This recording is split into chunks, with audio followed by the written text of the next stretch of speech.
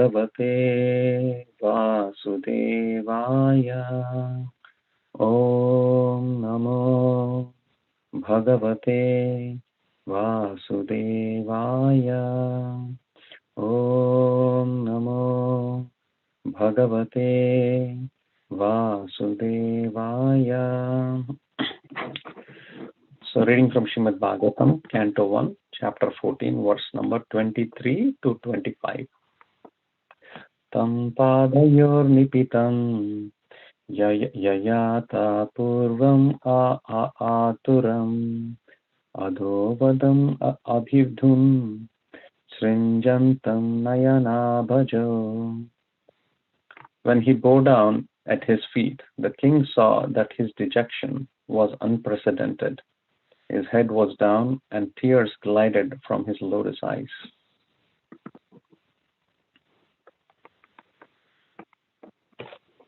Vilokyodvigna hridayo vichaham anujam rupa prichati samsmaran madhye samsmaran naraderitam. Seeing Arjuna pale due to heartfelt anxieties, the king, remembering the indications of the sage Narada, questioned him in amidst of his friends. Yudhishthira uvacha kaschid antara puryamnaha swajano sukam ashete madhubhoja dasharthaharaha Sattvatantrika Varnyaya. Translation: Maharaj Yudhishthir said, "My dear brother, please tell me whether our friends and relatives such as Madhu, Bhoja, Dhashara, Ashra, Shratva, Andaka, and members of the Yadu family are all passing their days in happiness." Om Jnanatimirandasya Jnananjana Shalakaya Chakshurunmilitam Yena Tasmai Shri Gurave Namaha. Nama Om Vishnupadaya Krishna Prasthaya Bhutale Srimati Bhakti Vedanta Swami Iti Namine. Namaste Saraswati Deve Gauravani Pracharane Nirvasesha Shunyavadi Paschatya Deshatarane. Vancha Kalpatarubhyascha Kripa Sindhubhevacha Patitanam Pavanebhyo Vaishnavebhyo Namo Namaha. Jai Shri Krishna Chaitanya Prabhu Nityananda Shri Advaita Gadadhara Shivasadi Gaura Bhakta Vrinda. Hare Krishna, Krishna Krishna, Hare Hare, Hare Rama, Rama Rama, Hare Hare. So Hare Krishna, welcome everybody for Srimad Bhagavatam class. So before I speak a few words, I definitely want to seek your blessings. Today is a little bit of a hard topic that I'm trying to touch base here. Something that I always wanted to understand, but it's not so easy to understand. It's a very, very subtle topic. Kaala, or time. The reason why I chose this is I think you will look at all through this chapter and previously a few chapters, how the great sages, the great devotees of the Lord, end of the day, kind of put emphasis on Kaala, or time, to understand the events that happen in life, right? You can see how Bhishma Dev, for example, he's unable to pursue, he's unable to comprehend why the Pandavas, who are the eternal associates of the Lord, how much suffering they had to go through. And then eventually he puts the blame, or he reconciles to himself by telling it is inconceivable time that is acting. And similarly, now we can see how, one may ask a question, why Krishna has to depart from this. I know you will see, how, all through this chapter, how Yudhishthira Maharaj is lamenting, or he's so worried that Krishna is unwinding his pastimes. And then we see an answer coming back to the same route that Bhishma Dev comes to. Inconceivable time. So, and also when we even study Bhagavad-Gita, right? When we study Bhagavad-Gita, we talk about the 5 topics of Bhagavad-Gita: Ishvara, Jiva, Prakriti, Karma, and Kala is an important aspect. It is very easy to understand a lot of these a lot of the topics like, I'm not the body, I'm the spirit soul. We may not, we may conceptually understand it, theoretically understand it, we may not 100% know, but it is still perceivable. However, the concept of time is imperceivable. It's very, very subtle, and I'll touch that on in a moment. It's very subtle, but if you do not, when you try to understand life, and that is the reason we are all, getting together, right? As a sangha, trying to understand what is the purpose of life, right? What is life? That ajato brahma jignasha, the questions that come into our mind. If you do not, at some point, try to understand what time means, you will not get an answer. It will be an incomplete answer. So it is very important to try to understand. It's hard to understand, but it's important to try to understand what is the meaning of Kala or time. Just as a footer note here, I don't think I'll be able to explain what Kala means. So today's class, please don't have high expectations. My intention of this class is to point out to certain instances in Srimad Bhagavatam where the concept of Kala comes. And I will leave it up to you to understand when I go through those verses. It is like, if you try to study Vedanta Sutra, the Vedanta Sutra is called, it's just a sutras, because it's very hard to understand, or to give one answer to a sutra, because each person has a different perspective to that sutra. So you can understand today's class as like Vedanta Sutra. I will try to point out what Bhagavatam refers to as time, and it will be up to you and your discretion to understand what Kala means. My goal of doing this class is so that we can comprehend, we can try to, each one of us can meditate what Kala means. And that meditation is very important, at every, at some point in life or at given intervals of life. It is important to understand what does Kala mean. Just thinking about it can give you some understanding of what Kala means.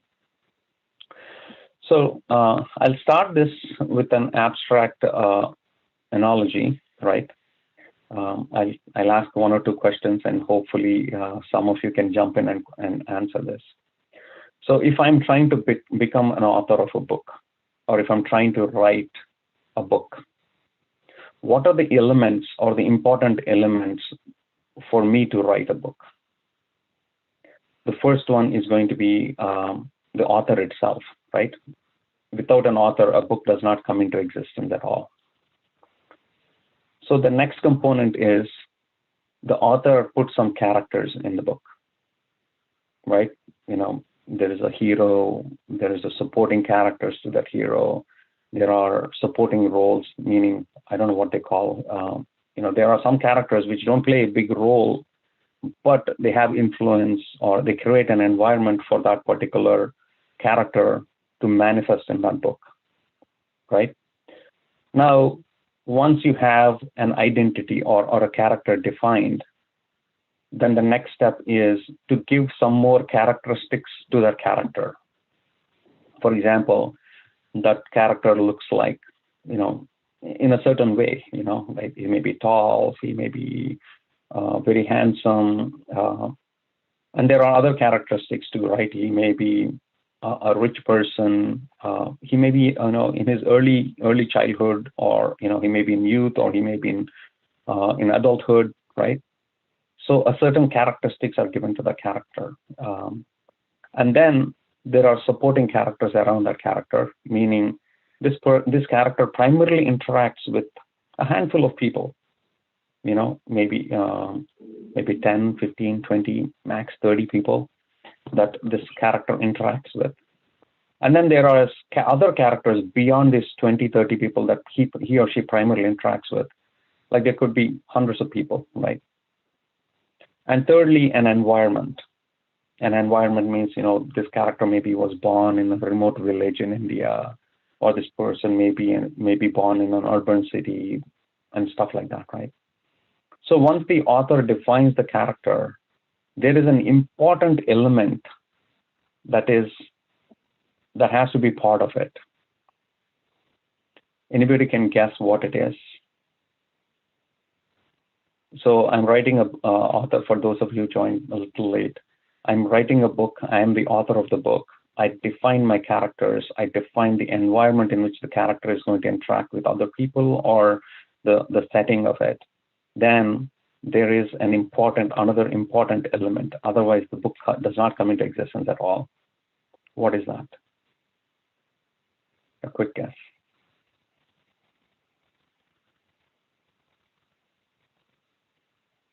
I'm going to be quiet until somebody unmutes.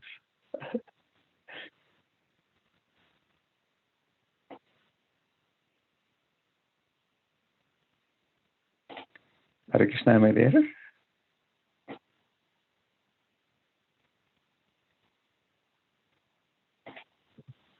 Lingaraj Prabhu, am I there? Yes, Prabhu, we can hear you. Because I'm not getting an answer from anyone, I was worried that I was not on the call.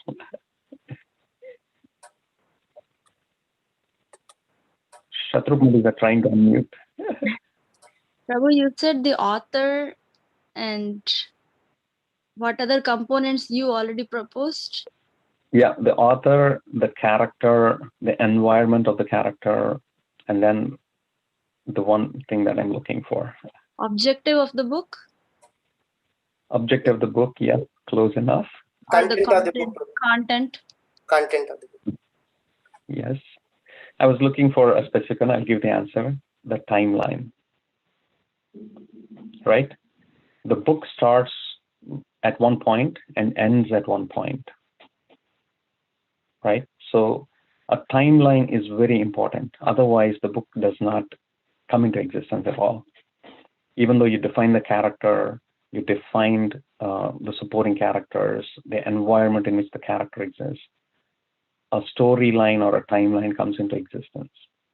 So something has to happen, and incidents have to happen one after another, one after another, one after another. So that's what we're looking for. It was a very vague question, but thank you for jumping in. So I wanted to highlight this piece of timeline, right? So when we discuss about the 5 topics of Bhagavad-Gita, we talk about the Jiva, we talked about Ishvara, we talk about Prakriti, meaning the environment and the supporting people around you and whatnot.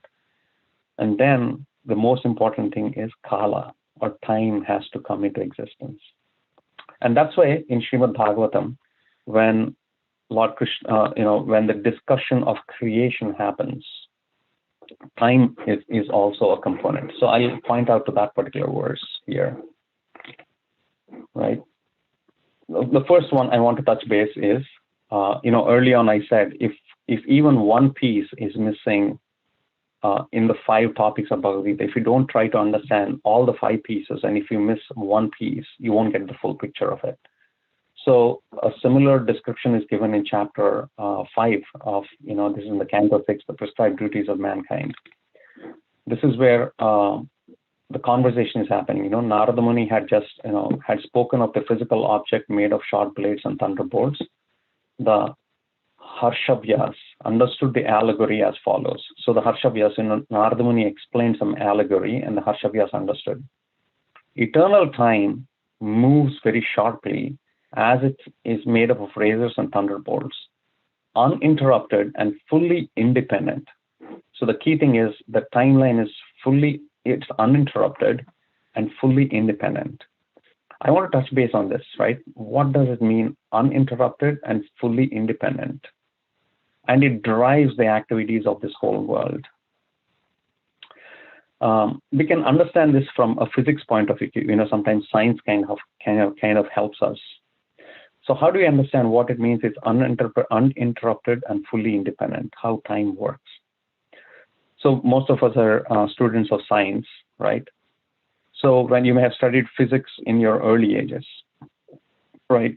In physics, there are several things that we measure. Everything has to be measured in science. If you don't measure it, It's untangible. So the way we measure distance, for example, Lingaraj Prabhu lives 1 mile away from my house. So the distance between my house and Lingaraj Prabhu's house is 1 mile. And when somebody travels, they can go, say I can go from my house to Lingaraj Prabhu's house and also can come back, right? I can go forward and come back. Similarly, in time also has a beginning point and a next destination point. But the uniqueness about time is you can only go forward, but you can never come back. So if you look at it from physics perspective, that is a huge difference between time and space. In space, you can travel forward, you can travel backward. But from physics point of view, in time, you can only travel forward. You can never travel backwards in time. So in that way, it is uninterrupted. The events that that keep on going, they just keep on going forward because you can never go backward. And it is fully independent. What it means independent is if you break every clock in this world, that doesn't mean time is going to stop. Time will continue to forward. So no matter if you measure it or you don't measure it, or if you have an ability to measure it or you don't measure it, or if you're perceiving that time is moving forward, or if you're not perceiving that time is not moving forward.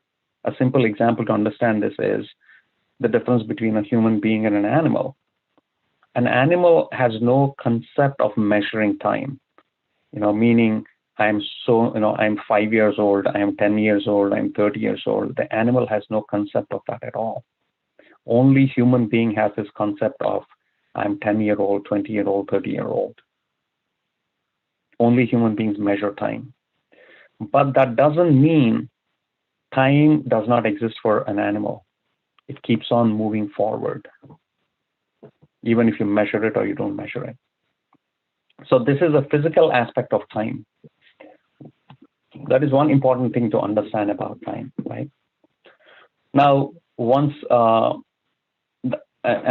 I want to share is when we look at the physical aspect of time, that's how we can perceive it. Now, another way to look at time is, I'll quickly move my screen here.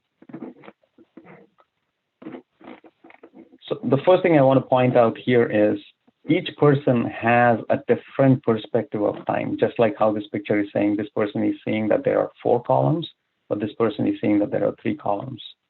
So depending upon what our conscious now as of today is, or what is going on in our life as of today, that concept of time can be different for each one of us. And the same thing can be one way today and one way tomorrow for me, right? So the next picture I want to point out here is another concept of time that most of us look at is that it has a beginning and an end, because we are looking at it from our perspective, right? When we look at it from our perspective, we think, okay, we are born, we are growing, we exist for some time. Bhagavad-Gita gives this 5 stages of life. Living beings come into existence, they grow, they stay there for a while, they create byproducts, and they dwindle. That is what Bhagavad-Gita explains from one perspective. Again, if you look at the whole Vedic knowledge itself takes different perspectives of time based on the context of what is happening. So when one looks at this one, right, say if a normal person who doesn't understand, the higher purpose of life or whatnot, they may say, I have a beginning, I have an end, and I want to achieve something in between during my life. I want to achieve something. For us, most of the times as a neophyte devotee, we just see it as, okay, I have a beginning, I have an end, I have to achieve something again. It's very similar to a materialistic person, but I want to achieve something transcendental, right? A materialistic person will want to achieve something material, an aspiring or an initial neophyte devotee is, I want to achieve something transcendental by the end of my life. That is the perspective we look, right? But how does Kaala exist from its own perspective, right? If you look at time from time's perspective, how does that one exist? It is going on for eternity. That is the depiction you get from the Vedic scriptures, that time is going in a circular fashion for eternity. It keeps on going forever and ever and ever.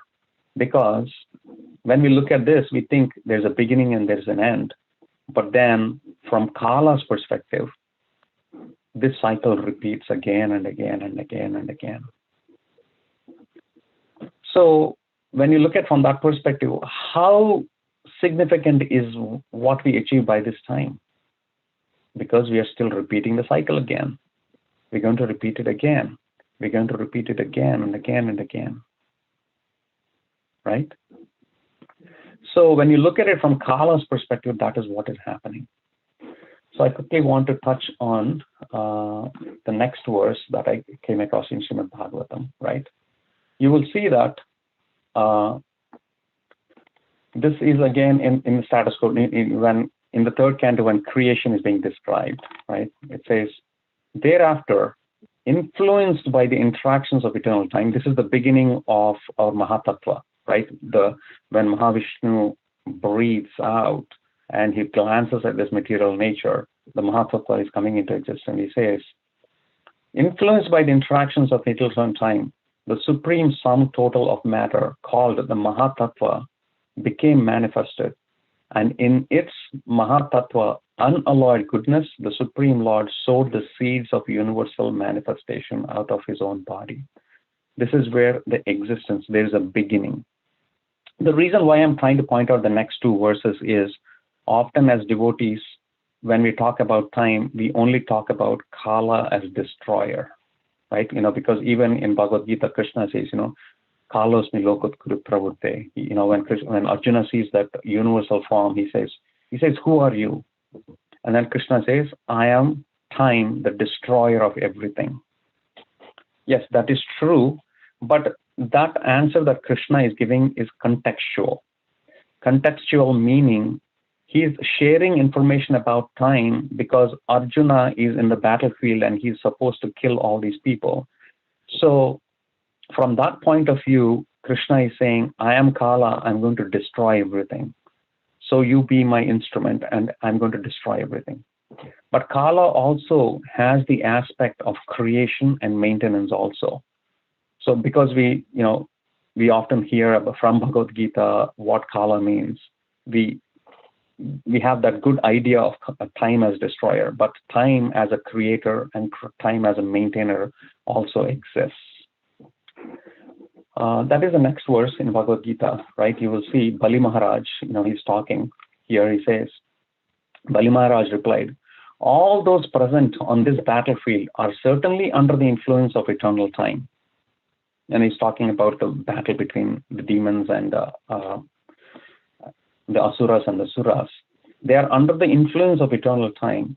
And according to their prescribed activities, you will see that he's talking about creation, maintenance, and destruction also. He says they are destined to receive fame, meaning there is something great that, like from a sensual perspective, something great that is happening. They are destined to receive victory, defeat, and death, one after another. You will see that this is also going in a circular fashion. This points us back to another verse in Bhagavad-Gita, right? When Krishna talks about Sitoshna Sukha Dukkada Agama Pahino Nityastam Stititta Swabharata, he talks about happiness and distress. So if you combine that verse and this verse, you will see that Kaala, eternal time, is bringing about happiness and distress in a circular fashion. The living entity, as it goes through the Kaala Chakra, round and round and round, happiness comes, distress comes, happiness comes, or distress comes, and it keeps on going. So in one sense, you can look at time is what is bringing happiness and distress. often we think my effort is important. My effort is what is going to bring me happiness, or my effort to run away from distress is what's going to protect me. No, it is Kaala. It is eternal time that is bringing about happiness. It is the Kaala that is bringing about distress. And that's why Krishna says, you be independent of it. Stitakta Swabharata. He says, you stay out of that cycle by being out of it. The simple example here is, we'll go back to our original intent to write a book, right? When we write the book, the character is going to have certain incidents that are going to happen. Now, if you get involved with the character as you're reading the book, what will happen is you will experience happiness, you'll experience distress. But if you remain independent as a reader of the book, if the character is getting killed, I remember when I was a small kid, I hardly used to watch movies because I was always afraid of seeing people get killed, especially snakes coming and biting people and whatnot, right? So for many years, I never watched movies. Because whenever I watched that, I was very involved with that character and felt the emotions and whatnot, right? But in reality, time, it's just a plot by the author, right? So that is what Kaala is. Kaala is going to bring about, earlier I talked about this one character is going to interact with primarily, 10, 15 at the max, I would say. Maybe if somebody you are very, very social, maybe 30 characters in your whole life that you closely deal with. So these are brought about together. These are brought about, taken away. And sometimes the extended character creates some influence on us, meaning some external incident happens. We may lose a job, we may be affected by an earthquake and whatnot. And the close characters, right? But again, this is Kaala, which is bringing these characters close. There's another verse in the Bhagavatam. It says, just as a piece of straw that flows in the Ganges comes together with other pieces of straw for some time, and then they disperse again after some time. And then it keeps on flowing, then some more pieces of straw come together, and then some more pieces of straw go away. This is how Kaala flows in terms of our interaction with other characters. So I hope I'm becoming successful here. I want you to meditate on Kaala.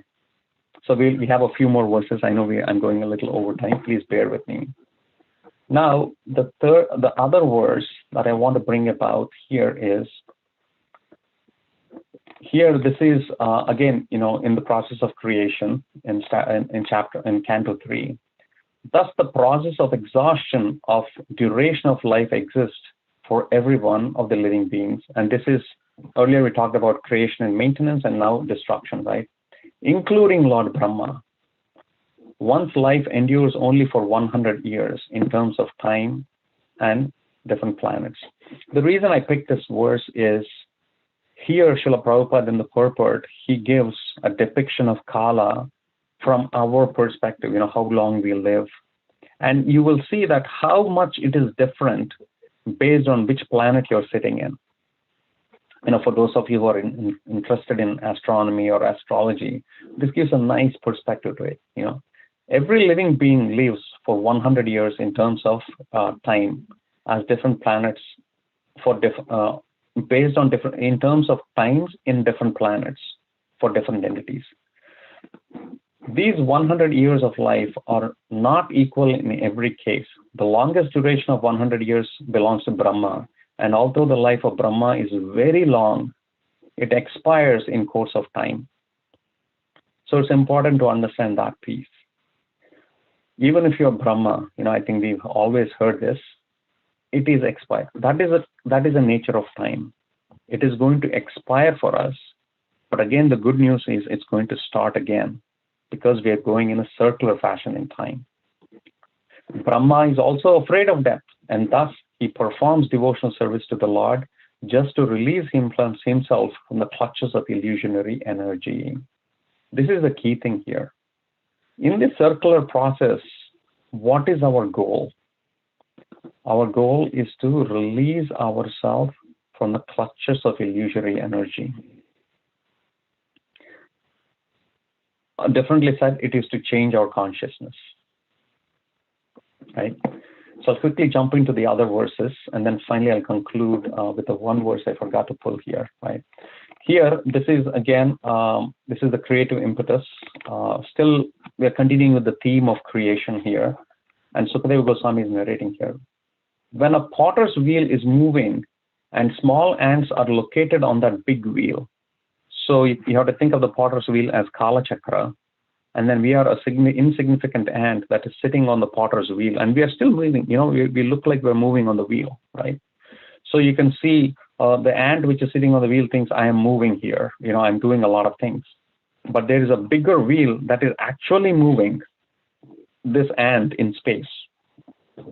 But it is beyond, you know, it's unable to see that movement, you know, just like how we are sitting on Earth, and we know that the Earth is spinning round and round, but we don't, you know, we cannot understand that we are spinning. You know, we don't perceive that when we look outside that we are spinning, but we are actually spinning. So that is what Kaala Chakra is, right? When a potter's wheel is moving and the small ants located on this big wheel are moving with it, one can see that their motion is different from that of the wheel, because they appear sometimes on one part of the wheel and sometimes on another part of the wheel. Similarly, the signs and the constellations, which with Sumeru and Dhruvaloka on their right, move with the wheel of time, and the ant-like sun and other planets move with them. The sun and the planets, however, are seen in different signs of the constellations. So in essence, you know, what I wanted to point out is all these planets are on this potter's wheel that are going around Dhruvaloka, right? They are circulating. You know, once the Vedic Temple of Vedic Planetarium is open, we can get a better perspective of it. And then we are sitting on these planets, and we are also moving in this Kaala Chakra. The next verse, the last one is very beautiful, so please stay tuned. The next verse here is, yeah, this is another example of how Kaala Chakra is moving. You know, there are 3 bulls that are tied to a stick, and they're going round and round. You know, I'm from rural India. I know how oil is extracted or grains are extracted by making bulls go round and round a mill. So when the bulls are yoked together and tied to a central post to thresh rice, they thread around the pivot without deviating from their own position. So they are always in the same position. One bull is closest to the post, and another is in the middle, and the third is on the outside. Similarly, all the planets and hundreds and thousands of stars revolve around the pole star, the planet of Dhruva Maharaj, in their respective orbits, some higher and some lower. Fastened by the Supreme Personality of Godhead to the machine of material nature, according to the results, this is where I want to highlight. According to the results of their fruitive activities, they are driven around the pole star by the wind and will continue so until the end of creation. The planets float in the air within the vast sky, just as clouds with hundreds of tons of water float in air, or a great sienna eagles, due to the results of the past activities, fly in the sky and have no chance of falling to the ground. So this is another perspective of Kaala. Now, to come to a conclusion, this is another beautiful description. You know, a lot of us pray to Lord Sudarshan Chakra, right? So this is a beautiful description of the Sudarshan Chakra from Kaala perspective, again in the same chapter of creative impetus. The personal weapon used by Lord Krishna, the disc, is called Hari Chakra, the disc of Hari. This chakra is the wheel of time. It expands from the beginning of atoms up to the time of Brahma's death. So this chakra is, so it's hard for us to perceive, because we are always, we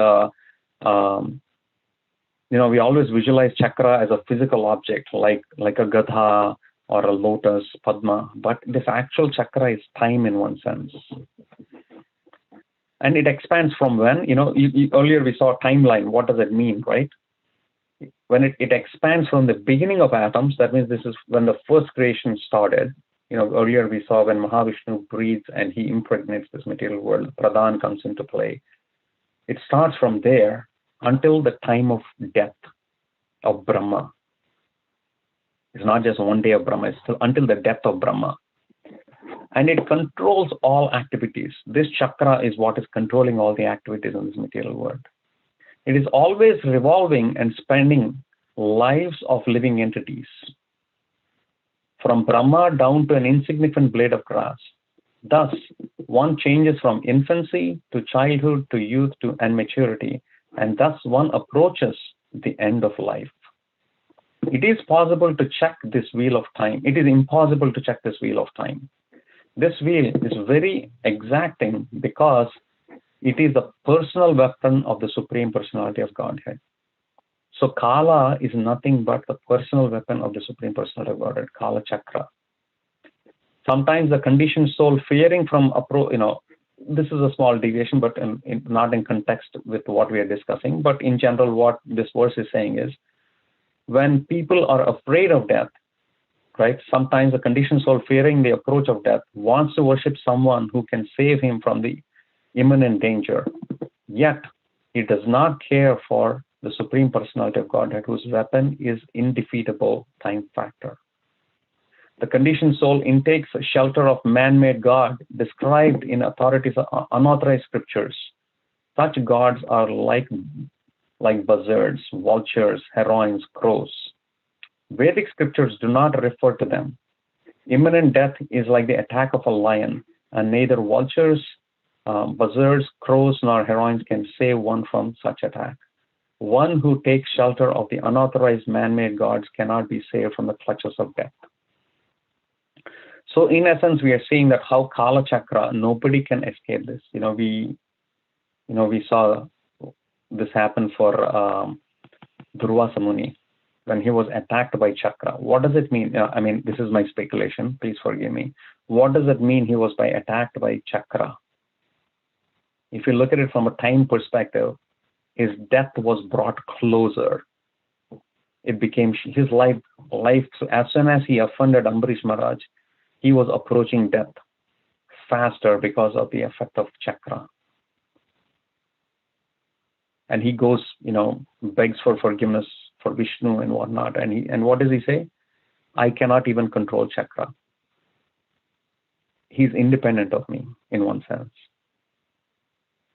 So I thought this was a very beautiful description or a different perspective to look at Sudarshan Chakra of the Lord or Kaala Chakra of the Lord. So I will conclude with one analogy that comes in, sorry, I should have pulled that verse.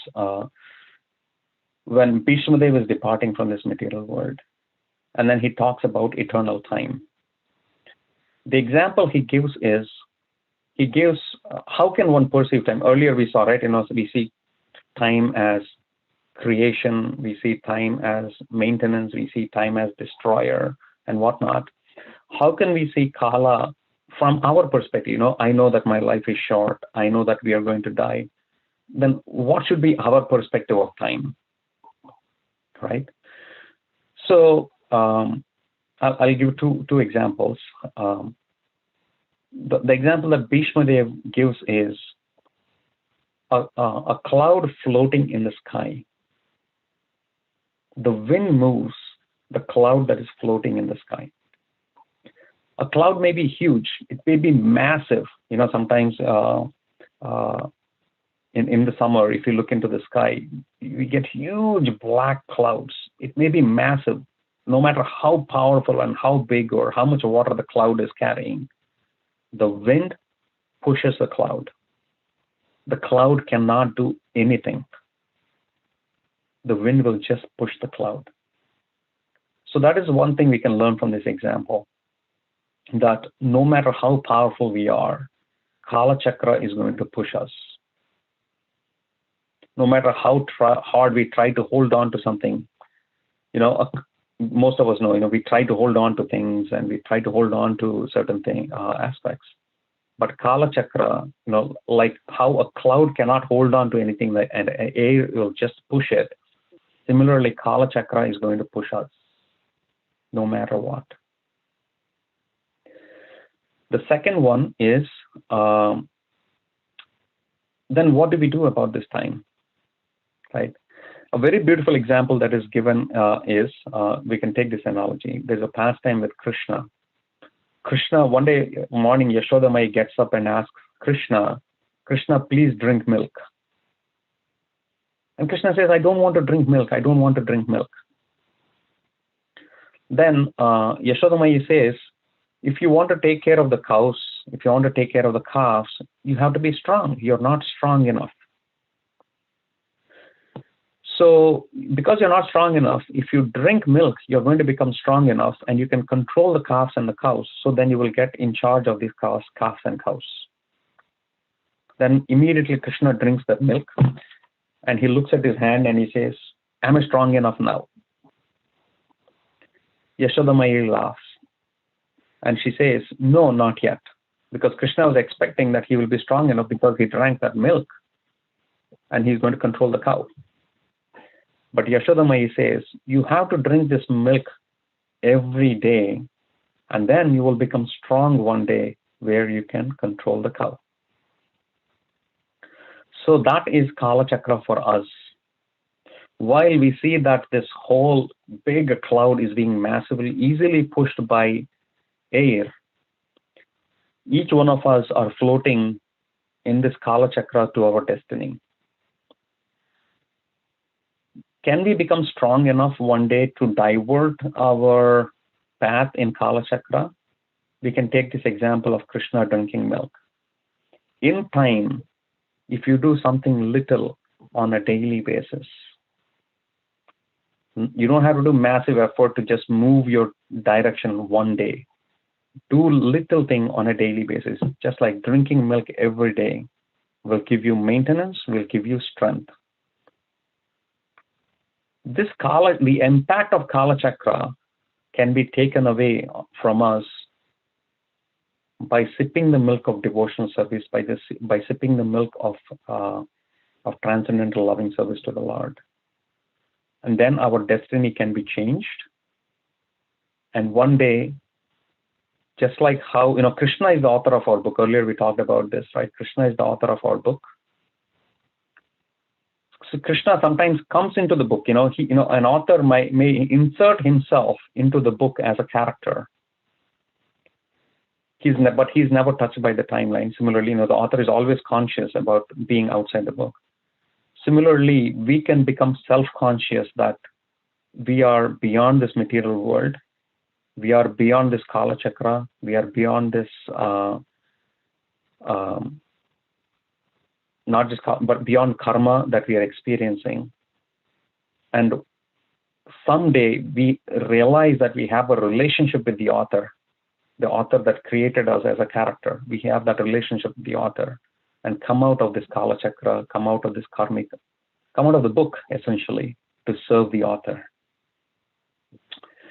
So this is what I would like to add for you for today from Kaala. Definitely, it's a very subtle topic. Before I end here, I have one small request for everyone. By speaking Srimad Bhagavatam, there is always some prior credits that's created. By listening to Bhagavatam, each one of us gets some prior credit. We also do so much devotional service. Each one of you do very good devotional service.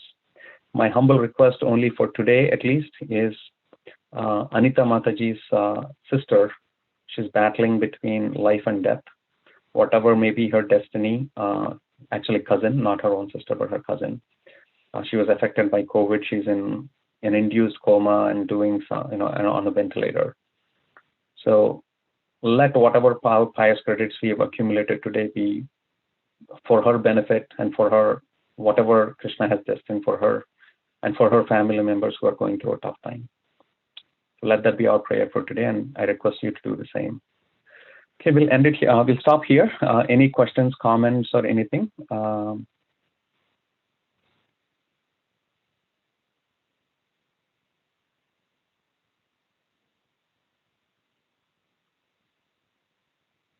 Okay, if nothing, Lingaraj Prabhu, we can end it here for today. Grandharaj Srimad Bhagavatam ki jai, Srila Prabhupada ki jai. Thank you, Prabhu.